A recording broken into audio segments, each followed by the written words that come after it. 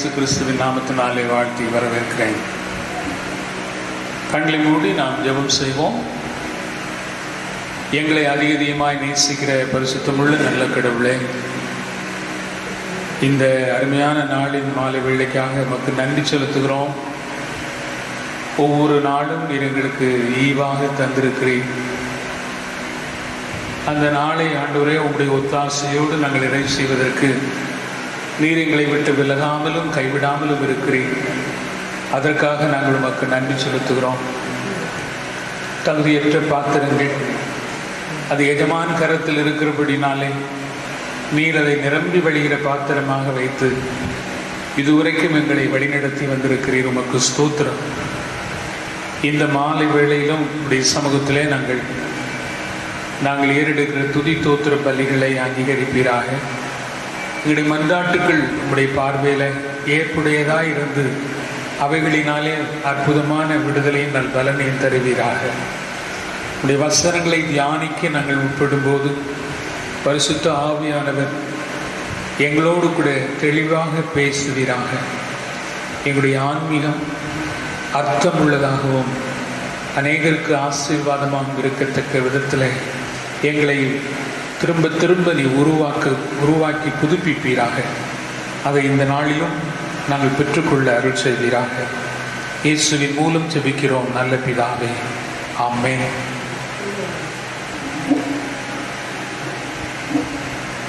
சில கவிகளை பாடி நாம் ஆண்டவரை மகிமைப்படுத்துவோம்.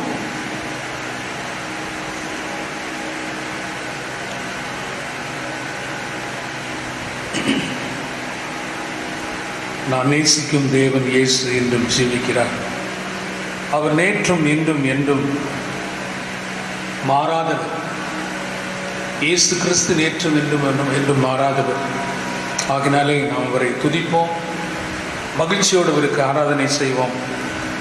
ஜீவகாலமெல்லாம் அவருடைய பாதத்திலே அமர்ந்து ஆண்டவரை மகிமைப்படுத்துவோம்.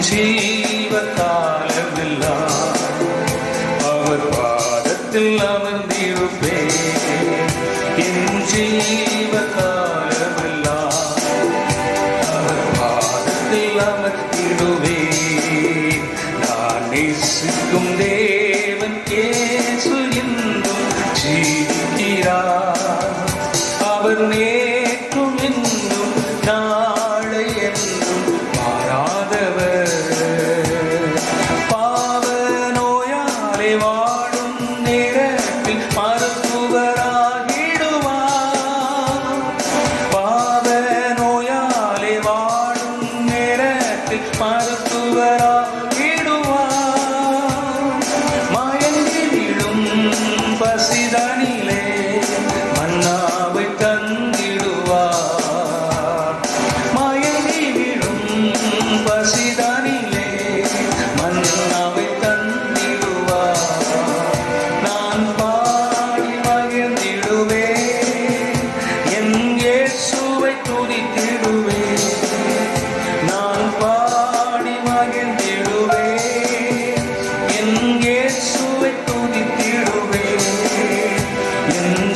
ஜீவ காலமெல்லாம் அவர் பாதத்தில் அமர்ந்திடுவே.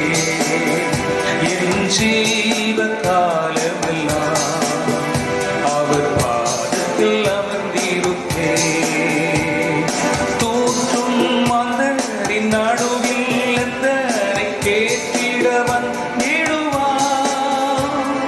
தூற்றும் மன்னரின் நடுவில் எந்தனை தேற்றிட வந்திடுவார். கால் தழுவும் வேளையிலே ஊன்றுகோலாகிடுவார். கால் தழுவும் வேளையிலே ஊன்றுகோலாகிடுவார். நான் பாடி மகிழ்ந்திடுவேன், என் இயேசுவை துதித்திடுவேன். நான் பாடி மகிழ்ந்திடுவேன், என் இயேசுவை துதித்திடுவேன். என் ஜீவ காலமெல்லாம் அவர் பாதத்தில் அமர்ந்திடுவேன். என் ஜீவ காலமெல்லாம் அவர் பாதத்தில் அமர்ந்திடுவேன். நேசிக்கும் தேவன் இயேசு இன்றும் ஜீவிக்கிறார். அவர் நேற்றும் இன்றும் நாளை என்றும் மாறாதவர். அவர் நேற்றும் இன்றும் நாளை என்றும் மாறாதவர். நேசர் என்னோடு துணையாய் ஜீவிக்க நான் இனி கலங்கிடேன். நேசர் என்னோடு துணையாய் ஜீவிக்க நான் இனி கலங்கிடேனே. எந்தனுக்கு காவலவர் நான் உடலவர் உயிரே. எந்தனுக்கு காவலவர் நான் உடலவர் உயிரே. நான் பாடி மகிழ்ந்திடுவேன், என் இயேசுவை துதித்திடுவேன். நான் பாடி மகிழ்ந்திடுவேன், என் இயேசுவை துதித்திடுவேன். என் ஜீவிய காலமெல்லாம் அவர் பாதத்தில் அமர்ந்திருப்பேன். என் ஜீவிய காலமெல்லாம் அவர் பாதத்தில் அமர்ந்திடுவேன். அழகாய் நிற்கும் யார் இவர்கள், திரளாய் நிற்கும் யார் இவர்கள். சேனை தலைவராம் இயேசுவின் பொத்தளத்தில் அழகாய் நிற்கும் யார் இவர்கள். அழகாய் நிற்கும் யார் இவர்கள். ஒரு தாளந்தோ, 2 தாளந்தோ, 5 தாளந்தோ உபயோகித்தோ. ஒரு தாளந்தோ, 2 தாளந்தோ, 5 தாளந்தோ உபயோகித்தோ.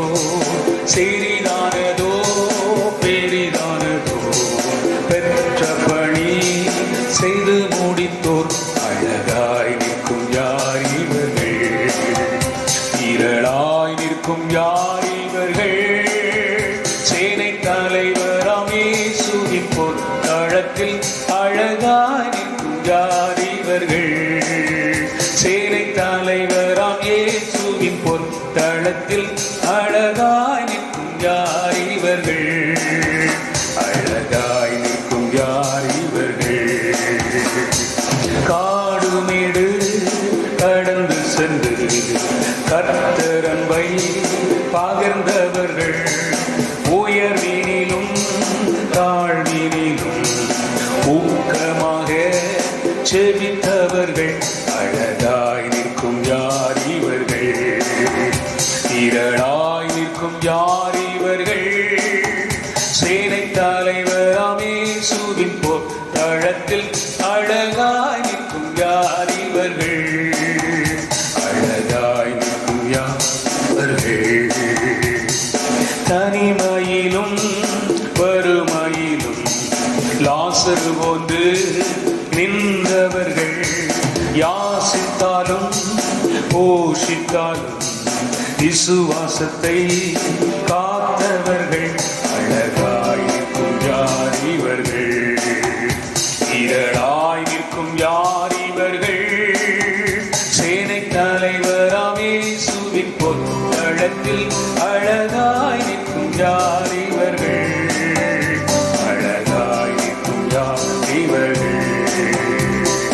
வெள்ளை அங்கியை தரித்து கொண்டு வெள்ளை கூறுத்தான் போலை பிடித்து ஆர்ப்பரிப்பார் சிங்காசனம் ஒன்று ஆட்டுக்குட்டிக்கே மகிமைக்கென்று அழகாய் நிற்கும் யார் இவர்கள்? திரளாய் நிற்கும் யார் இவர்கள்? சேனை தலைவராம் இயேசுவின் பொற்களத்தில் அழகாய் நிற்கும் யார் இவர்கள்? அழகாய் நிற்கும் யார் இவர்கள்? இனி இவர்கள் பசியடையார், இனி இவர்கள் தாகமடையார்.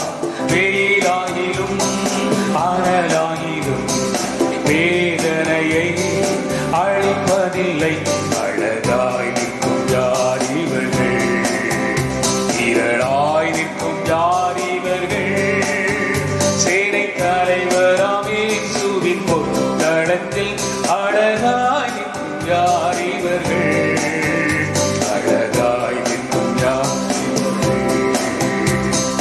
ஆட்டுக்குட்டிதான் இவர் கண்ணீரை அற அகற்றி துடைத்திடுவார். அழைத்து செல்வார் இன்ப ஊற்றுக்கே அள்ளிப்பருக இயேசுதாமே. அழகாய் நிற்கும் யார் இவர்கள்? திரளாய் நிற்கும் யார் இவர்கள்? சேனை தலைவராம் இயேசுவின் பொற்களத்தில் அழகாய் நிற்கும் யார் இவர்கள்? அழகாய் நிற்கும் யார் இவர்கள்? ஆண்டவருக்காக வாழ்ந்தவர்கள், அவரையே மகிமைப்படுத்தியவர்கள், இந்நாண்டவருடைய வார்த்தையை கேட்டு அவரை பின்பற்றினவர்கள், அவர்களையே இயேசு தம்முடைய சீஷர்கள் என்று உரிமையோடு அழைத்தார். இந்த ஆபத்து நிறைந்த உலகத்திலே ஆண்டவருக்காக வைராக்கியமாக வாழ்ந்து அவர் நமக்கு நியமித்த அந்த லக்கை நாம் நேர்மையோடு அடைந்து நம்மிடத்தில் தந்த பொறுப்புகளை விசுவாசத்தோடு நிறைவேற்றி ஒரு உன்னதமான ஸ்தலத்திற்கு சொந்தமானவர்களாக அந்த ஸ்தலத்தை புகலிடமாய்க் கொள்ள கர்த்தர் நமக்கு கிருபை செய்கிறார். இன்று ஒருவேளை அநேகர் சுகவீனத்தினால், குறிப்பாக இந்த தொற்று கொரோனா என்ற தொற்றின் மூலமாக அநேக விசுவாச பிள்ளைகள், ஊழியம் செய்கிறவர்கள், விசுவாசத்தோடு சாட்சியாக வாழ்ந்தவர்கள் எல்லாம் தங்களுடைய வாழ்க்கை பூலோகத்திலே நிறைவு செய்து அவருடைய ராஜ்யத்திற்கு வந்திருக்கிறார்கள். கர்த்தர் அவர்களை மனமோந்து வரவேற்பது மட்டுமல்ல, அவளை கனப்படுத்துவதற்காக, அவருடைய வாழ்க்கையை வெற்றியோடு நிறைவேற்றியதற்காக எவரால் விவரிக்க முடியாத பரிசை வைத்து காத்து நின்றவர்களை சேர்த்துக் கொள்ளுகிறார். ஆகவே இந்த பூலோகத்திலே நமக்கு கிடைக்கிற கொஞ்ச காலத்திலே ஆண்டவருடைய சமூகத்தில், ஆண்டவரே உமக்காக வாழ்வேன், வைராக்கியமாக வாழ்வேன், உம்மை நான் பின்பற்றுவேன், உம்மையே பின்பற்றுவேன் என்று உரிமையோடு கூட யாரெல்லாம் அவரை பின்பற்றினார்களோ அவர்களை இயேசு சீஷர்கள் என்று அழைத்தார், தன்னுடைய சீஷர்கள் என்று அழைத்தார். இன்றைக்கு உங்களையும் என்னையும் ஆண்டவர் அந்த சீஷத்துவத்துக்கு ஏற்ற விதத்திலே வழி நடத்துவதற்காக நீ என்னை பின்பற்றி வா என்று ஆண்டவர் அழைக்கிறார். ஆகையினாலே ஆண்டவருக்காக ஒரு நல்ல சீஷனாய் சீஷியாய் வாழுவோம். அவருடைய அந்த விசுவாச வாழ்க்கையிலே நாம் முன்னேறி செல்வோம். அவருக்காக இணைந்து நாம் உழைத்திடுவோம்.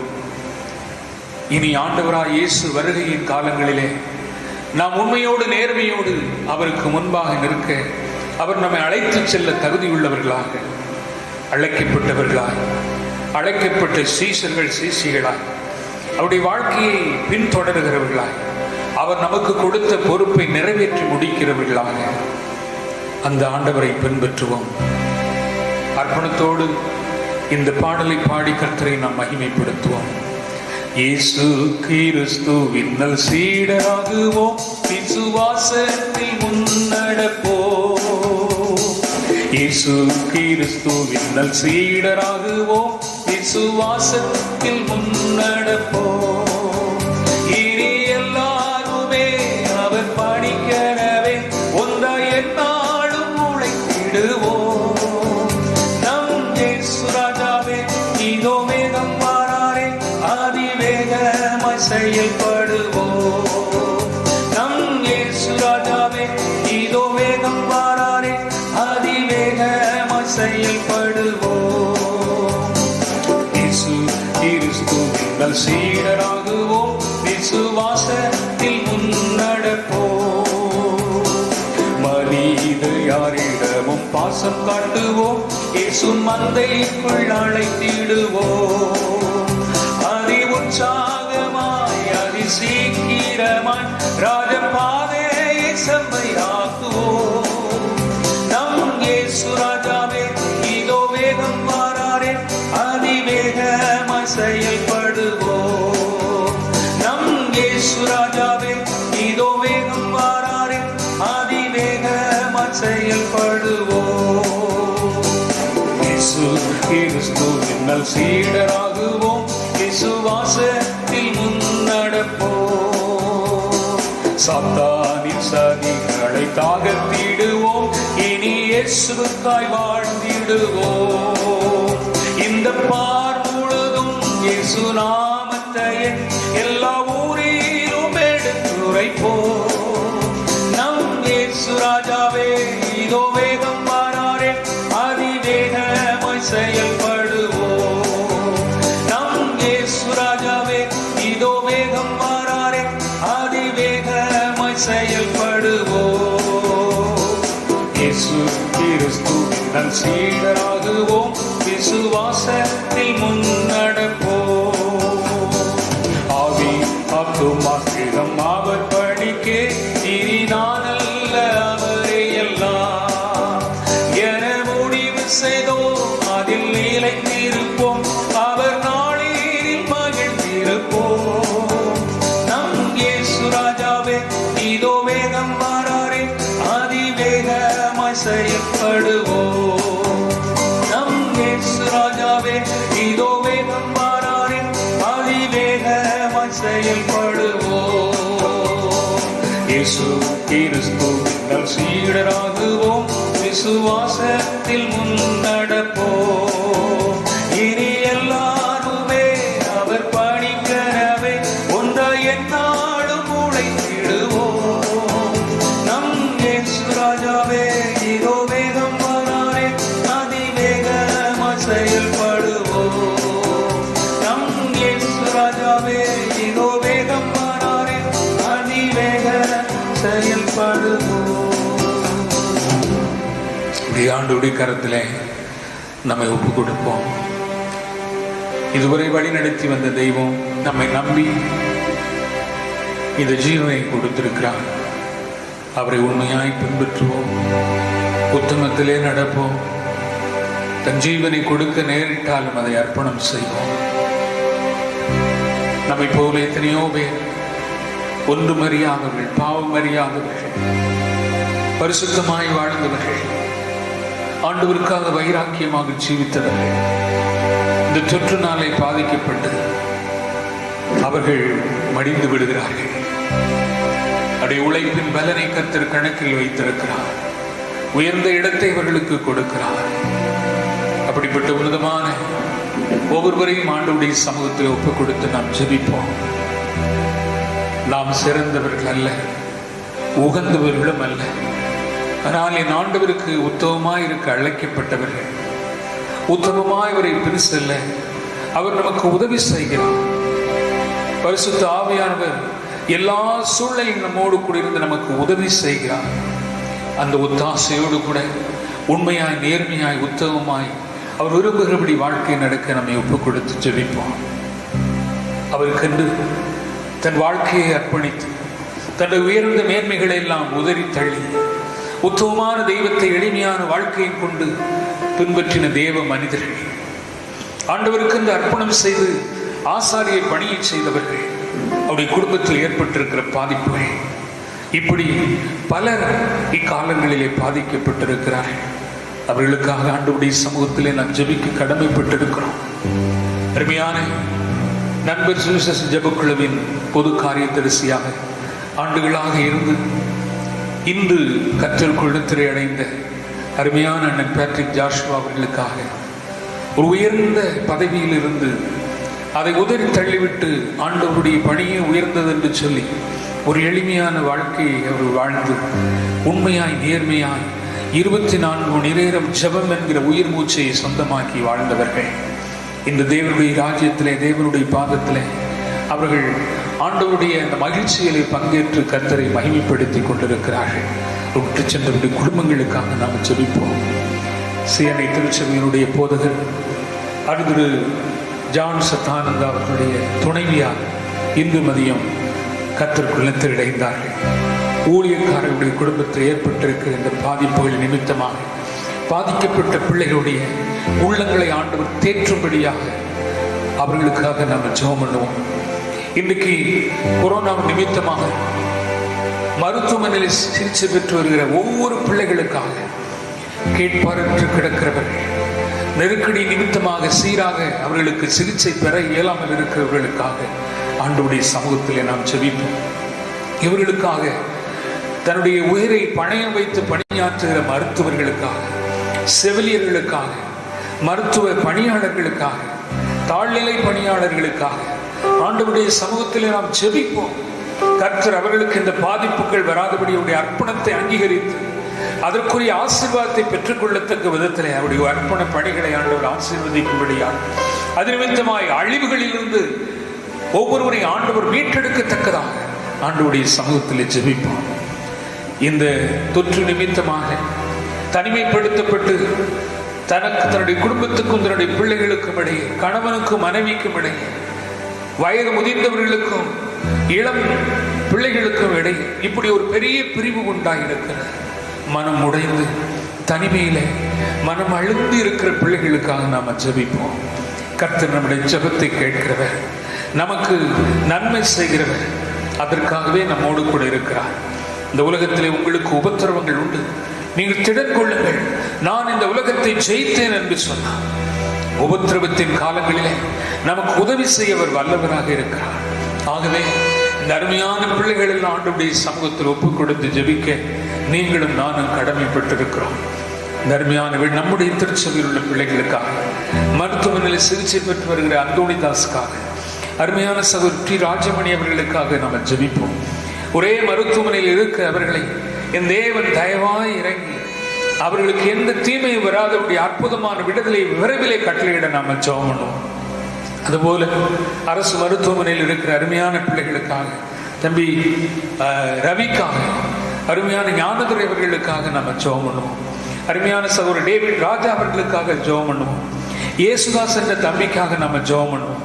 கர்த்தர் இந்த அருமையான பிள்ளைகளுக்கு மனம் இறங்கி விடுதலை தரும்படியாக நம்ம பாரத்தோடு ஜெபம் பண்ணுவோம்.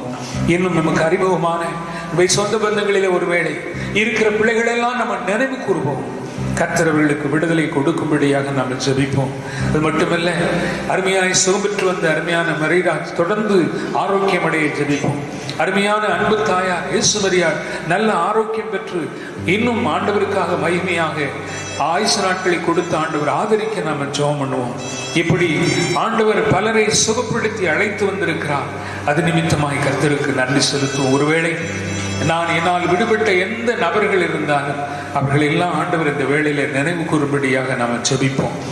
ஊருக்கு போன அருமையான பிள்ளைகளுக்கு சுகமான பயணத்தை கொடுத்து ஆங்காங்கே அவர்களை தனிமைப்படுத்தி அவர்களுக்கெல்லாம் சீராக இந்த டெஸ்டுகளை, சோதனைகளை செய்து ஒரு பழுதுமில்லை என்று சொல்லி அவர்களை ஊருக்கு அனுப்பிய அந்த தெய்வத்திற்கு நாம் நன்றி செலுத்துவோம். ஆபத்து நிமித்தம், பயத்து நிமித்தமாக அநேகர் இன்று ஊருக்கு சென்றிருக்கிறார்கள். ஒரு தீங்கும் அணுகாதபடி விரைவிலே அனைவரும் சுகமாக இங்கு வந்து சேர ஆண்டவருடைய சமூகத்தில் நாம் ஜெபிப்போம். சுகவீனமாய் இருக்கிற பிள்ளைகளுக்கு கர்த்தர் அற்புத சுகத்தை கட்டளையிடும்படியா ஜெபிப்போம். மன உளைச்சலில் இருக்கிற பிள்ளைகளுக்கு மன அமைதி கொடுக்க ஜெபிப்போம். இந்த தொற்று அல்லாத வேறு வியாதியினாலே பாதிக்கப்பட்டிருக்கிறவர்கள், தோல் வியாதியினாலே, இருதய வியாதியினாலே, கால் கைகள் உளைச்சல் நிமித்தமாக அவர்கள் பிரிஸ்காக இருக்க முடியாது இருக்கிற பிள்ளைகளுக்காக நாம் ஜெபம் பண்ணுவோம். படிக்கிற பிள்ளைகளை நினைவு கூறுவோம். அவர்களுக்கு ஆன்லைன் படிப்பு எந்த அளவுக்கு அவர்களுக்கு சௌகரியமாக இருக்கிறது என்பதை கர்த்தர் அறிவார். அதற்கேற்ற விதத்தில் அவர்களுக்கு ஒத்தாசை செய்ய நாம் ஜெபிப்போம். புதிய கல்வியாண்டு துவங்கப்பட வேண்டும். பிள்ளைகளுடைய எதிர்கால கல்வி எப்படி இருக்கும் என்கிற ஒரு பெரிய கேள்வி இந்த அரசாங்கமே சிந்தித்துக் கொண்டிருக்கிறது. கர்த்தர் கிருபை கூர்ந்து நம்முடைய பிள்ளைகளுக்கு சகாயம் செய்ய ஜெபிப்போம். அது மட்டுமல்ல, இந்தியாவினுடைய எல்லைப்புறங்களிலே பதட்டங்கள், சைனாவும் இந்தியாவும் ஒரு சின்ன சலசலப்பு நிமித்தமாக இந்தியாவுடைய 20 அருமையான முன்னிலை போர் வீரர்கள் வீரமரணம் அடைந்தார்கள். அவர்களை சார்ந்திருக்கிற குடும்பத்திற்காக ஜெபிப்போம். ஒரு சிநேக நாடாக, நேச நாடாக இருந்ததெல்லாம் இன்றைக்கு எதிரிகளாக மாறுகிறார்கள். இனி என்ன நடக்குமோ என்ற ஒரு பெரிய கேள்வி இந்திய மக்களுக்குள்ளாக இருக்கிறது. கர்த்தர் ஒரு சமாதானத்தை, அமைதியை தேசங்களுக்குள்ளாக ஏற்படுத்த நாம் ஜெபிப்போம். நேபாள் பகுதியிலே நேச நாடாக இருந்தவர்கள் எதிரடையாக செயல்படும் காரங்களை கண்டு நாம் கலங்காதபடி கர்த்தர் ஒரு சுமூகமான உறவை ஏற்படுத்துவார் என்ற நம்பிக்கையோடு ஆண்டவரை உற்று பார்ப்போம்.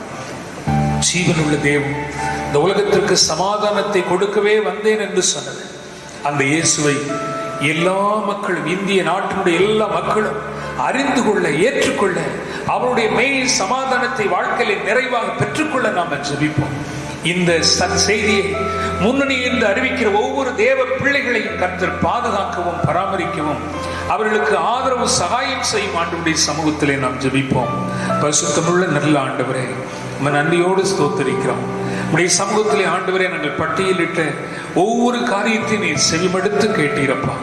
விரைவிலே எங்கள் பிள்ளைகளுக்கு விடுதலை, விரைவிலே எங்கள் தேசத்திலே சமாதானம், விரைவிலே ஆண்டவரே கர்த்தாவே இந்த எதிரடையான காரியங்கள் எல்லாம் சுமூகமாக தனிய நீர் உதவி செய்வீராக.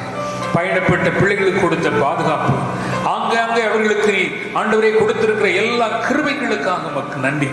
சுகத்தோடு இல்லம் சேர்ந்த செய்திகளை தொடர்ந்து நாங்கள் கேட்கட்டும். இங்க இருக்கிற பிள்ளைகளும் மனம் உடைந்து ஆண்டவரே சோர்ந்து போகாதபடிக்கு புதிய பலத்தால் அவர்களை இடைக்கட்டுங்க. எனக்கு இந்த வியாதி வந்துவிடுமோ என்று கலங்கி இருக்கிற பிள்ளைகளுடைய உள்ளத்தில் ஒரு விசுவாசத்தை கட்டளையிடுவீராக. உடைய செட்டைகளின் மறைவுகளை பாதுகாத்துக் கொள்ளும் என்ற நம்பிக்கையை கொடுப்பீராக. எங்கள் திருச்சபையின் ஒவ்வொரு பிள்ளைகளுக்காக அடியனுடைய பொறுப்பில் இருக்கிற 2 திருச்சபைகளையும் உடைய கரத்தில் ஒப்புக் கொடுக்கிறோம் சுவாமி. தகப்பனே, ஒருவரும் பாதிக்கப்படாதபடிக்கு கர்த்தர் அற்புதமாய் இவர்களை விடுவித்து காத்துக் கொள்வீராக.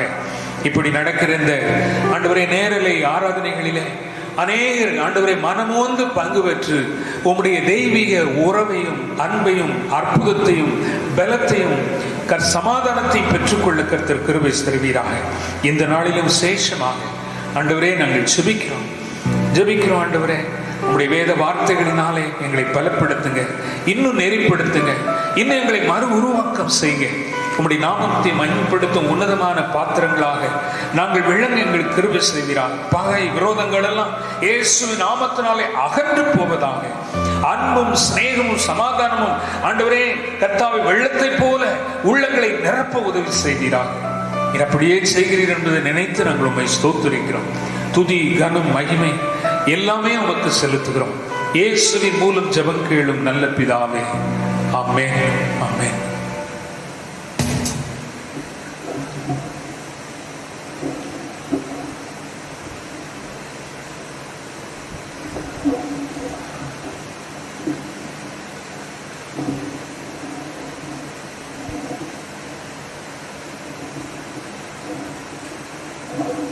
கிறிஸ்துவுக்குள் அன்பானவர்களே, இந்த நாளிலேயும் கர்த்தருடைய வார்த்தையை நாம் தியானிப்பதற்கு கர்த்தர் நமக்கு தொடர்ந்து உதவி செய்வாராக.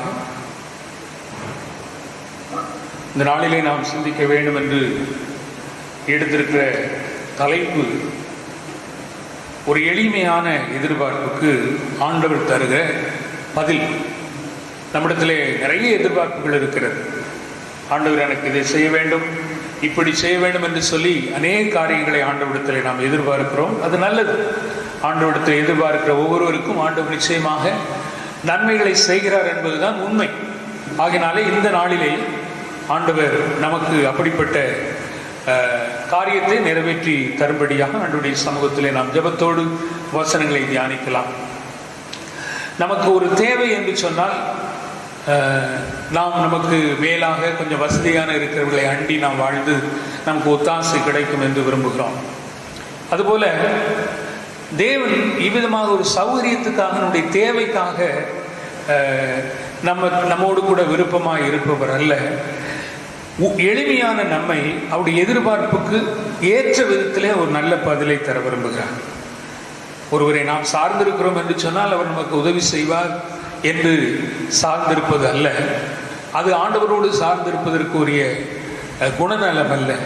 ஆண்டவர் தகுதியற்ற நமக்கு நம்முடைய எளிமையான எதிர்பார்ப்பை அவர் நமக்கு தருவதற்காகவே நம்மோடு கூட இருக்கிறார்.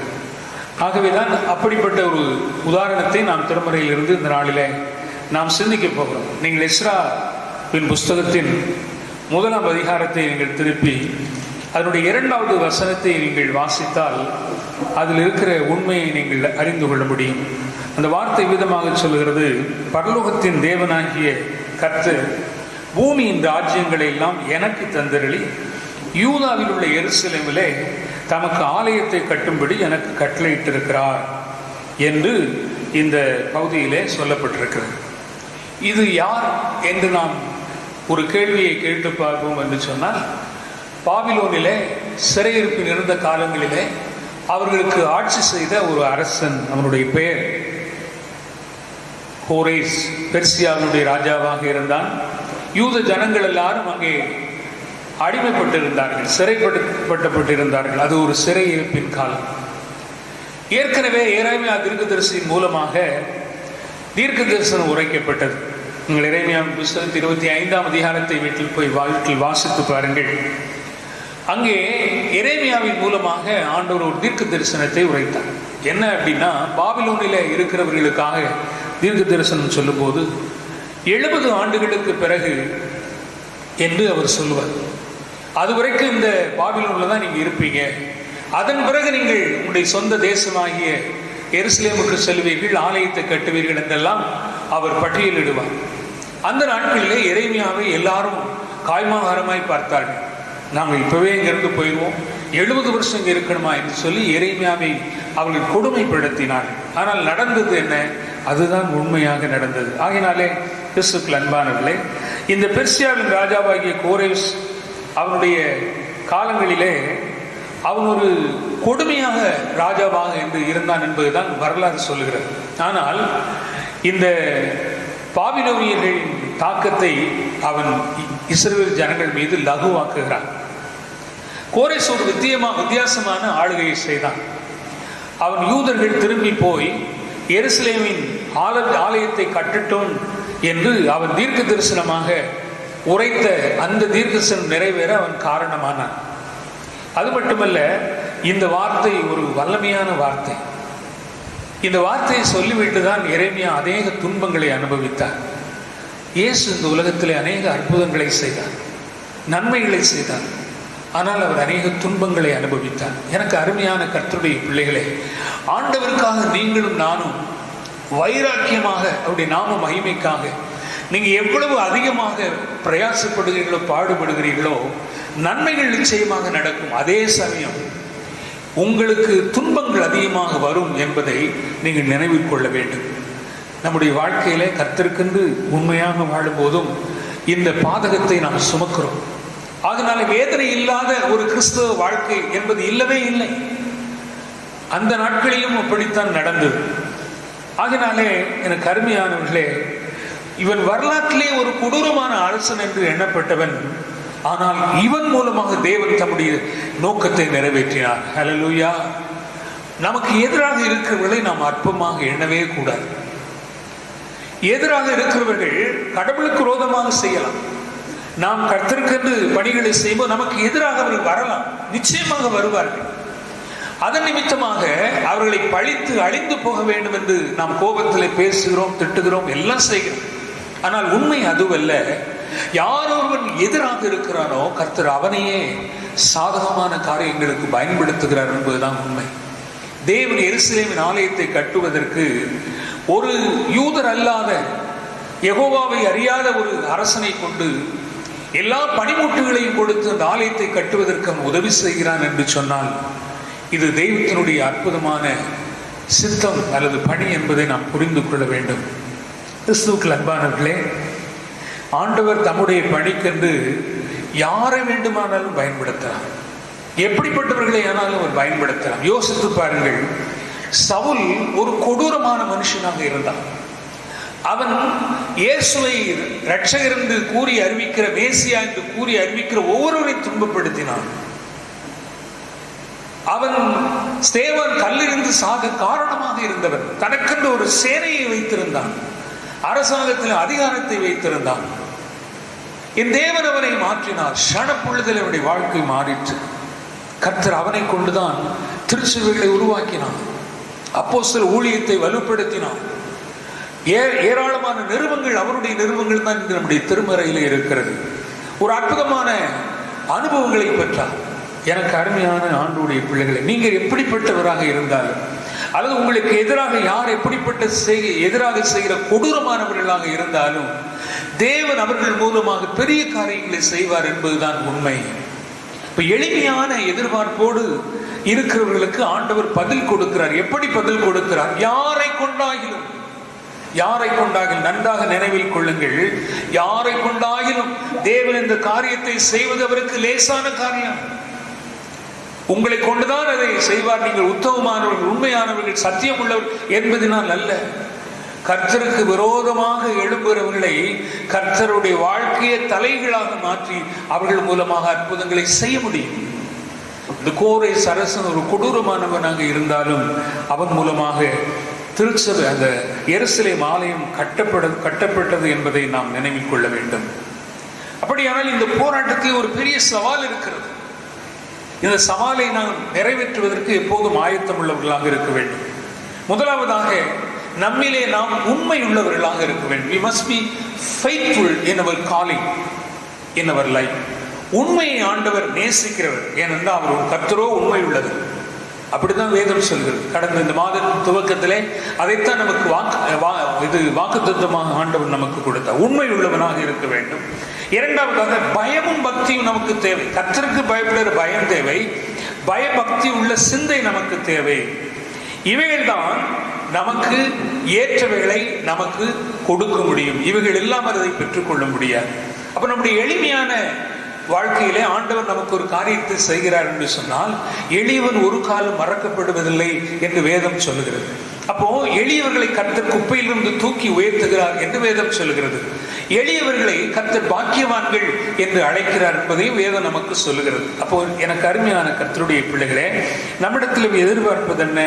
உண்மை, கர்த்தருக்கு பயப்படுகிற பயம், அவரை தொழுது கொள்கிற பக்தி, இவைகள் நம்மிடத்திலே இருக்க வேண்டும் என்பதை ஆண்டவர் எதிர்பார்க்கிறார். நம்முடைய சூழ்நிலை பல நேரங்களிலே கட்டுக்குள் இல்லை என்கிற நிலை இருந்தாலும் நாம் எப்படி இதை தீர்த்து வைப்பது என்று பல நேரங்களிலே கவலைப்படுகிறோம். ஆனால் நம்முடைய பிரச்சனைகளை நமது ஆதாரங்களை கொண்டும் பலத்தை கொண்டும் ஒப்பிட்டு பார்ப்பதனால் பல முறை தோற்று போகிறோம். நம்முடைய சொந்த பலத்தை நம்புகிறோம், நம்முடைய சொந்த ஆதாரங்களை நம்புகிறோம், நம்முடைய பக்தியை நம்புகிறோம், நம்முடைய விசுவாசம் பெரிது என்கிற பெருமையோடு நாம் செய்கிறோம். நான் செய்கிற பணி சிறந்த பணி என்று சொல்லி நம்மை நாமே உயர்த்தி கொண்டு இந்த காரியத்தை ஆண்டவர் எளிதாக எனக்கு செய்து விடுவார் என்று நம்முடைய சுய புத்தியின் மேல் சாய்ந்து அதை நாம் சொல்லுகிறோம். கிறிஸ்துவுக்குள் அன்பானவர்களே, தேவனுடைய தெய்வீக வல்லமையின் வழியாகவே இவ்வளோ பெரிய சவால்களை நம்ம எளிதாக மேற்கொள்ள முடியும். அப்படியானால் தெய்வீக வல்லமை, தேவனுடைய தெய்வீக வல்லமை நமக்கு இருந்தால் மாத்திரம்தான் நாம் அதை பெற்றுக்கொள்ள முடியும். அதற்கு உதாரணமாக நியாயாதிபதியின் புத்தகத்திலே ஆண்டவர் இஸ்ரவேல் ஜனங்களுக்கு எதிராக இருந்த எல்லா எதிர்ப்புகளின் நடுவிலே ஒவ்வொரு முறையும் ஆண்டவர் ஒவ்வொரு இரட்சகனை அங்கே ஆண்டவர் எழுப்புகிறார். இந்த நியாயாதிபதிகளின் காலங்களிலே ஜனங்களை விசாரிப்பதற்காக ஒவ்வொரு நியாயாதிபதியாக ஆண்டவர் எழுப்பிக் கொண்டே இருந்தார். கிதியோனை எழுப்பின பிறகு கர்த்தர் சிம்சோனை எழுப்பினார். சிம்சோனை ஒரு புனிதமான பிறப்பை அறிவித்து மனோவா குடும்பத்திலே தன்னுடைய சொந்த பிள்ளையாக அவர் வாக்குத்தத்தத்தின் பிள்ளையாக பெற்றெடுக்கப்பட்டார். கருமையான கர்த்தருடைய பிள்ளைகளே, இந்த சிம்சோனுடைய வாழ்க்கை குறித்து நமக்கு நன்றாக தெரியும். கிறிஸ்துவுக்குள் அன்பானவர்களே, நம்முடைய வாழ்விலே ஆண்டவர் நம்மை தெரிந்து கொண்டிருப்பது உண்மைதான். ஆண்டவர் நம்மை பயன்படுத்துவது உண்மைதான். ஆண்டவருக்கு நம் மகிமையாக வாழ்வது உண்மைதான். ஆண்டவருடைய பலத்தை அனுபவிப்பதும் உண்மைதான். ஆனால் ஆண்டவர் எதிர்பார்க்கிற அந்த தூய்மையை ஆண்டவர் இந்த நாட்களிலே நம்மிடத்தில் இருக்க வேண்டும் என்று விரும்புகிறார். இந்த சிம்சோன் ஒரு நசரேய விரதத்தினாலே வளர்க்கப்பட்டவன். அவன் தன்னுடைய ஜனங்களுக்கு எதிராக யார் என்ன செய்தால் உடனடியாக அவன் மூர்க்கமாக அவர்களை அழித்து ஒடுக்கி அழித்து விடுவான். அவ்வளவு அவனுடைய வைராக்கியம் இருந்தது, அவனுக்குள்ளாக பலன் இருந்தது. இந்த பலத்தின் ரகசியம் சிறு பிராயத்திலேயே இந்த பிள்ளையினுடைய அவனுடைய தலையில் இருக்கிற முடிகளை எடுக்காதபடிக்கு அப்படியே வளர்த்து விட வேண்டும், அதுதான் அவனுக்கு பலன் என்பதை கர்த்தர்களுக்கு சொல்லியிருந்தார். பெற்றோரும் அதை செய்திருந்தார்கள். ஆகினாலே பெலிஸ்தர்களின் மூலமாக அடிக்கடி வருகிற இந்த பாதகங்களை எல்லாம் ஆண்டவர் கொடுக்கிற அந்த பலத்தினாலே தேவ ஆவியானவர் எப்பொழுது இறங்குவாரோ அப்பொழுது அவன் வல்லமையோடு கூட அத்தனை பேரையும் அடித்து நொறுக்கி ஜனங்களை விடுவித்தான். அப்படிப்பட்ட ஒரு அற்புதமான பலத்தை அவன் பெற்றுக்கொண்டவன். கர்த்தருடைய பலத்தினாலே இவைகளை அவன் செய்தான். இரண்டாவதாக, அவனுடைய வாழ்க்கையில ஆண்டவர் ஒவ்வொரு முறையும் அவனுக்கு உதவி செய்கிறார். ஆனால் அந்த உதவி செய்ததுக்கு எதிராக மாறாக அவன் தன்னுடைய வாழ்க்கையில் இருக்கிற தூய்மையை இழந்து போனான். எனக்கு அருமையான கர்த்தருடைய பிள்ளைகளே, ஆண்டவர் நம்மை கொண்டு ஒரு காரியம் செய்ய வேண்டும் என்று சொன்னால், நான் பரிசுத்தராய் இருக்கிறது போல நீங்களும் பரிசுத்தராய் இருக்க வேண்டும். அதுதான் தகுதி, வேற எதுவுமே தகுதி அல்ல. நம்முடைய பலமா, நம்முடைய ஆஸ்தியா, நம்முடைய பணமா, நம்முடைய கல்வியா? இல்லவே இல்லை. என் ஆண்டவருடைய அந்த உன்னதமான தேவ ஆவியனுடைய பலன், அந்த பலன் இருந்தால் நாம் ஆண்டவருடைய திட்டத்தை நிறைவேற்ற முடியும். ஒரு உதாரணம் சொல்கிறேனே, கிதியோன் ஆண்டவர் அவனை அழைத்தார். நான் என்னுடைய கோத்திரத்திலே மிக எளிமையானவன் என்றவன் சொன்னான்.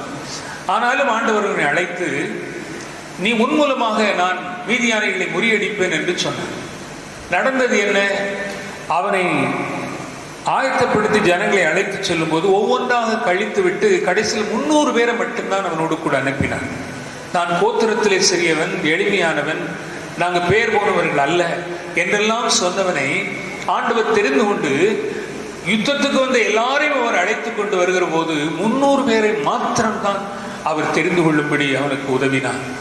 கிறிஸ்துவுக்குள் அன்பானவர்களே, மனுஷன் தன்னுடைய சுய பலத்தினாலே எதையும் சாதிக்க முடியும் என்று எண்ணுவதற்காக அல்ல, தேவனுடைய பலத்தினாலும் தேவ ஆவியானுடைய பலத்தினாலும் மட்டும்தான் செய்ய முடியும் என்பதை ஊர்ஜிதப்படுத்துவதற்காகத்தான். ஆகவேதான் இந்த 300 பேரை கொண்டு கர்த்தர் ஆயுதங்களை வைத்தல்ல, அந்த எதிரிகளுடைய ஆயுதங்களினாலே கொல்லக்கூடிய அளவிற்கு இவர்களிடத்தில் ஒரு மண்பானையும் தீவெட்டியும் எக்காலத்தை தவிர வேறு எதுவும் இல்லை. 300 பேரையும் குறித்த வேளையில் ஆண்டவர் அழைத்து சென்று பாளையத்திலிருந்து அவர்களுக்கு எதிராக எக்காலம் ஊதி பானையை உடைத்து தீவெட்டிகளை பிடித்த உடனே பயந்து நடுங்கி ஓடி அவர்களை விரட்டி அடித்து மீதியானிகள் மீது ஜெயத்தை கொடுத்தார். யார் இந்த வெற்றியை கொடுத்தார்? என் தெய்வம் கொடுத்தார். அவன் தன்னுடைய சுய பலத்தினால் இதை செய்யவில்லை, தேவ பலத்தினாலே செய்தான். ஆனால் இங்கே தேவ ஆவியானவர் எப்பொழுதெல்லாம் இந்த சிம்சோன் மீது இறங்குகிறாரோ அவன் அற்புதமாக கர்த்தரவனை பயன்படுத்தினான். ஒரு முறை அவனை கட்டி இழுத்து கொண்டு வருவார்கள். அப்பொழுது அவனை கிண்டல் எடுத்துக்கொண்டே வரும்போது அவனோட தேவ ஆவி இறங்குகிறான். உடனே அந்த கட்டி இருந்த கயிறுகளை சுக்குநூறாக்கி செத்து கிடந்த ஒரு கழுதையினுடைய தாளை எடுத்து 1000 பேரை கொண்டான் என்று வேதம் சொல்கிறது. தெளிலாவுடைய வீட்டில் அவன் கரத்தை அவனுடைய கயிறை வைத்து கட்டினார்கள். அவன் எழும்பி அந்த கயிறை ஒரு சாதாரண நூலை போல அவன் தள்ளிவிட்டான். ஆனாலும் அவனால் ஜெயம் கொள்ள முடியாமல் அவன் சிறைப்பட்டு போனான். காரணம், அவன் தெளிலாவுடைய மடியை தேடினான், தேவனுடைய பாதத்தை தேட மறந்து விட்டான்.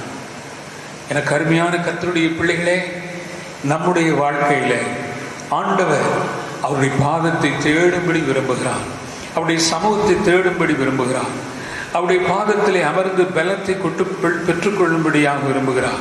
உடைய வார்த்தை என்கிற பலத்தினாலே இடை கட்டப்பட வேண்டும் என்று விரும்புகிறார். அப்பொழுது கர்த்தர் சாதாரணமான காரியங்களை, சாதாரணனுடைய எதிர்பார்ப்பை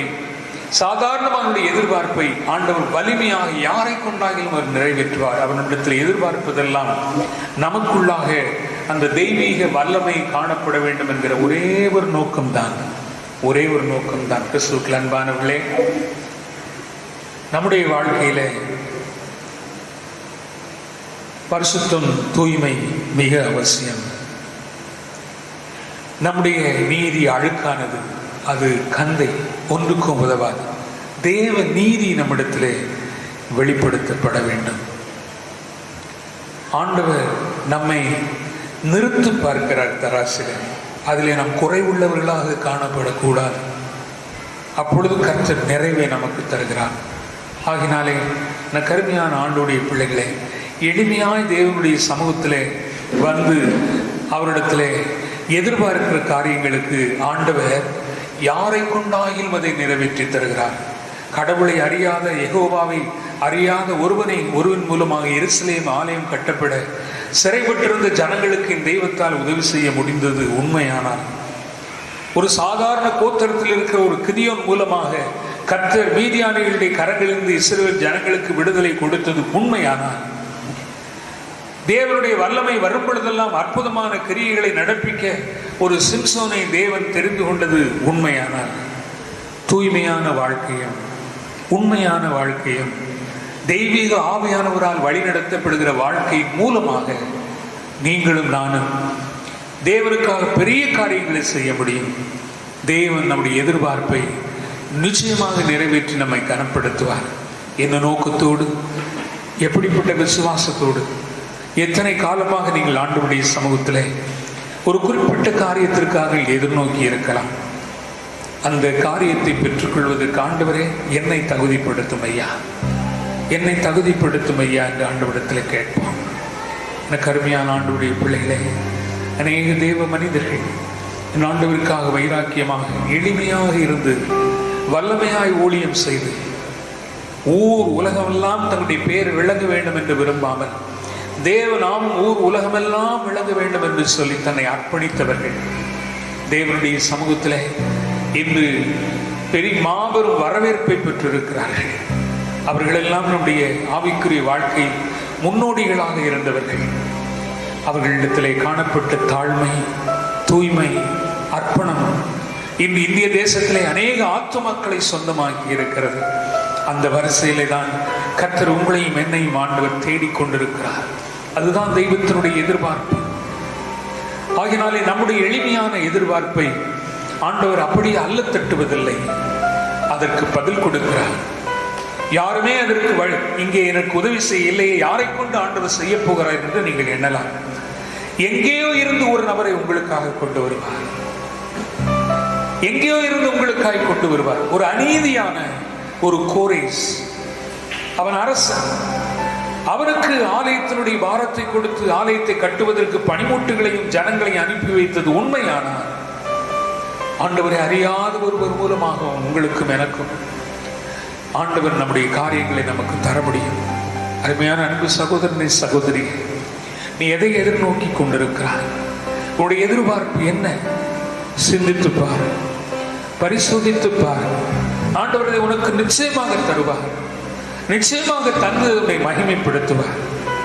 நீ தேவனுடைய வல்லமைக்காக, தெய்வீக வல்லமைக்காக உன்னுடைய பாதத்தை அண்டியிரு, காத்திரு. அப்பொழுது அந்த புது பலத்தை மட்டுமல்ல, நீ எண்ணி இருக்கிற எதிர்பார்க்கிற நன்மைகளை அற்புதமாக உன்னண்டை கொண்டு வருவார். யார் உனக்கு விரோதி என்று எண்ணுகிறாயோ அந்த விரோதியின் மூலமாக உனக்கு உதவி செய்வார். என் ஆண்டவருடைய வழி மனுஷனுடைய வழி அல்ல, அவருடைய வழி உத்தமமானது என்று சங்கீதக்காரன் சொல்லுகிறான். அவர் வழி உத்தமமானது என்று சொல்லி, it's a perfect way of God. தேவனுடைய உத்தமமான வழி அது. அவர் நாம் நினைப்பது போல் அவர் நினைப்பதில்லை, நாம் எண்ணுவது போல் அவர் எண்ணுவதும் இல்லை. அவருடைய நினைவுகள் சமாதானத்திற்கான நினைவுகள். உனக்காக எனக்காக ஆண்டவர் கொண்டிருக்க அந்த நினைவுகள் இந்த உலகத்தில் எவராலும் கொண்டிராத நினைவுகள். அந்த நினைவுகளினாலே நம்முடைய தேவைகளை அவர் சந்திக்க ஆயத்தமாக இருக்கிறார். நீ நினைக்கிற நபர்களை கொண்டு அவர் செய்வார் என்று சொல்லி எதிர்பார்த்து நீ ஜெபிக்கலாம். நிச்சயமாக அல்ல.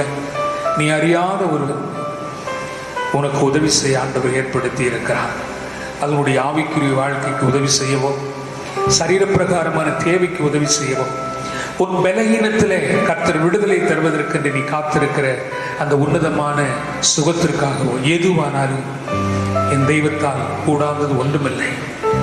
உன்னுடைய சொந்த பலத்தை நம்பாதே, சொந்த ஆஸ்தியை நம்பாதே, சொந்த ஞானத்தை நம்பாதே. ஆண்டவரை நம்பு. சொந்த பலத்தை நம்பின இந்த சிம்சோன் தெலீலாவுடைய வீட்டில் அவன் வீரவேசமாக எழும்பி அவர்களை அடித்து விடலாம் என்று சொல்லி அவன் நினைத்தான்.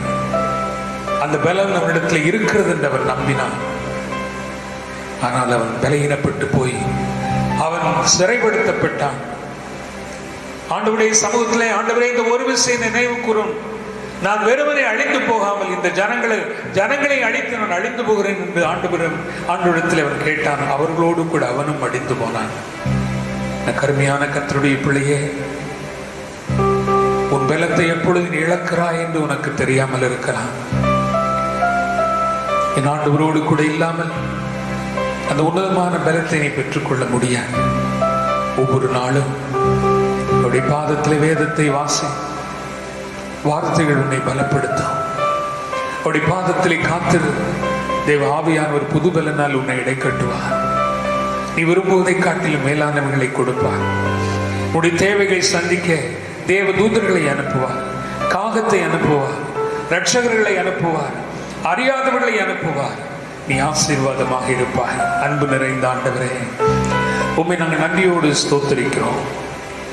கர்த்தாவே, எளிமையான எங்களுடைய எதிர்பார்ப்பை நீர் உம்முடைய திருவுள சித்தத்தின்படி நாங்கள் நினைக்கிறபடி அல்ல, நீ விரும்புகிறபடி அறியாத நபர்களை கொண்டு எங்களுடைய தேவைகளை சந்திக்க நீர் உண்மை உள்ளது.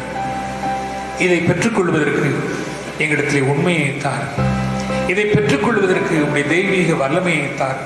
இதை பெற்றுக்கொள்வதற்கு உண்மையான கீழ்ப்படிதலை தார். இதை பெற்றுக்கொள்வதற்கு எங்களுடைய வாழ்க்கையை தூய்மையாய் வைத்துக் கொள்ள எங்களுக்கு கிருபை செய்யும். இந்த சாக்கியத்தையும் பாக்கியத்தையும் எங்களுக்கு தந்து எங்களை வழிநடத்த வேண்டும் என்று நாங்கள் ஜெபிக்கிறோம். சுவாமி, எங்களுக்கு முன்பாக அநேக பரிசுத்தவான்கள் ஆண்டவரே உம்முடைய ராஜ்யத்திலே தன்னுடைய பணிகளை நிறைவு செய்து உம்மிடத்திலே வந்து இளைப்பாறும்படி வந்து சேர்ந்திருக்கிறார்கள். அந்த வரிசையிலே நாங்களும் இருக்கத்தக்க விதத்திலே எங்களுக்கும் அந்த பாக்கியத்தை தருவீராக. அதற்கேற்றபடி எங்களுடைய வாழ்க்கையில நீ எதிர்பார்க்கிற பரிசுத்தம் காணப்பட உதவி செய்வீராக. நீ எதிர்பார்க்கக்கூடிய திட்டங்கள் நிறைவேற எங்களை தகுதிப்படுத்துவீராக. நீ எதிர்பார்க்கிற உண்மையின் நேர்மையுமான வழிநடத்தல் எங்களிலே காணப்படுவதாக. எங்கள் கரத்தின் கிரியைகளும் செய்கைகளும் உமக்கு பிரியமுள்ளதாக இருப்பதாக. உம்மை சார்ந்திருக்க அருள் செய்ய அற்புதமான கருத்தினால் எங்கள் ஒவ்வொருவரையும் வழிநடத்துங்க. இதை கேட்டுக்கொண்டிருக்கிற ஒவ்வொரு பிள்ளைகள் மீதும் ஒரு விசேஷித்த அபிஷேகம் ஊற்றப்படுவதாக. உமக்கென்றவர்கள் பிரித்தெடுக்கப்படுவார்களாக. நீர் நம்முடைய உள்ளத்தில் இருக்கிற எல்லா வேதனைகளையும் மாற்றி சமாதானத்தினால் நிரப்புவீராக. ஆண்டவரே, உம்முடைய ஆசீர்வாதங்களை பெற்றுக்கொள்ள தகுதியுள்ள பாத்திரங்களாக இப்பொழுதே அவர்களை நீர் மாற்றுவீராக. சுவாமி தகப்பனே, எங்கள் திருச்சபையில் உள்ள ஒவ்வொரு பிள்ளைகளுக்காக நாங்கள் ஜெபிக்கிறோம். திருமணம் முடிக்க வேண்டும் என்று காத்திருக்கிற பிள்ளைகளுக்கு நீ சகாயம் செய்வீராக. ஆண்டவரே, எங்கள் குடும்பத்திலே விடுதலை வேண்டும் என்று இருக்கிற பிள்ளைகளுக்கு நீ தயவாய் இறங்கி உதவி செய்வீராக. ஆண்டவர், எங்களுக்கு இந்த காலங்களிலே நாங்கள் பசியும் பட்டினியுமாய் இருக்கிறோம். ஆண்டவரே, எங்களுக்கு போசியும் என்று உங்களுடைய சமூகத்திலே கேட்கிற பிள்ளைகளுக்கு நீ காகத்தை அனுப்புவீராக. ஆண்டவரே, அவர்களை போஷிப்பீராக. பணப்பற்றாக்குறையினாலே வேதனையோடு இருக்கிற பிள்ளைகளுக்கு நீ போதுமானவராக இருப்பீராக. ஆண்டவரே, ஜெபிக்கிறோம். மன உளைச்சலிலே பயத்தோடும் திகிலோடும் பலவீனத்து நிமித்தமாக ஆண்டவரே, இந்த தொற்றினை பாதிப்பு வந்துவிடுமோ என்று கலங்கி கொண்டிருக்கிற பிள்ளைகளுக்கு நீ சமாதானத்தை கொடுப்பீராக. அரணாய் கோட்டையாய் இருந்து நீர்களை பாதுகாத்துக் கொள்ள வேண்டும் என்று உடைய சமூகத்திலே ஜெபிக்கிறோம். சுவாமி, என் தெய்வத்தால் கூடாதது ஒன்றுமில்லை, என் தேவனால் எல்லாம் கூடும் என்பதை நாங்கள் உறுதியாக நம்புகிறோம். அதை அப்படியே விசுவாசிக்கிறோம். ஆண்டவரே, எங்கள் ஒவ்வொருவரையும் தாங்கி செம்மையாய் வழி நடத்தும். தொடர்ந்து இந்த நேரலை ஆண்டவரே ஆராதனைகளை நீர் ஆசீர்வதிப்பீராக. பங்கு பெறுகிற ஒவ்வொரு பிள்ளைகளையும் நீர் ஆசீர்வதியும். குறிப்பாக ஆண்டவரே, இந்த வசனங்களை கேட்கிற எந்த நபர்களானாலும் அவருடைய வாழ்க்கையில நீர் அவர்களை தகுதிப்படுத்துவீராக. அவருடைய தேவைக்கு பதில் கிடைக்க அவர்களை தகுதிப்படுத்துவீராக. அவர்கள் நோக்குகிறபடி அல்ல, தெய்வத்தினுடைய விருப்பப்படி இது நடைபெறும் என்பதை விசுவாசிக்க கற்றுக் கொடுப்பீராக. எங்களையும் தாழ்த்தி ஒப்புக் கொடுக்கிறோம். விரைவில் எங்கள் தேசங்களில் இருக்கிற இந்த தொற்று எல்லாம் விரைவாக மறைவதாக சுவாமி. எல்லைப்புறங்களிலே தொடர்ந்து பாதுகாப்பை தருவீராக. எங்கள் திருச்சபையிலே நாங்கள் வந்து உம்மை ஆராதிப்பதற்கு இருக்கிற தடைகளை அகற்றுவீராக. உடைய பொற்பாதம் பணிந்து எங்களை தாழ்த்தி தருகிறோம். ஆண்டவரும் இரட்சகருமாகிய இயேசுவின் மூலம் செபிக்கிறோம் நல்ல பிதாவே, ஆமென். நம்முடைய ஆண்டவராகிய இயேசு கிறிஸ்துவினுடைய கிருபையும் பிதாவாகிய தேவனுடைய அன்பும் பரிசுத்த ஆவியினுடைய அன்யோன்ய ஐக்கியமும் நம் அனைவரோடு கூட இன்றும் என்றும் சதா காலங்களிலும் இருப்பதாக, ஆமென். என்னோடு சேர்ந்து சொல்லுங்கள், என் ஆத்துமாவே கர்த்தரை ஸ்தோத்திரி, என் முழு உள்ளமே அவருடைய பரிசுத்த நாமத்தை ஸ்தோத்திரி. என் ஆத்துமாவே கர்த்தரை ஸ்தோத்திரி, அவர் செய்த சகல உபகாரங்களை மறவாதே, ஆமென். எல்லாருக்கும் ஸ்தோத்திரம்.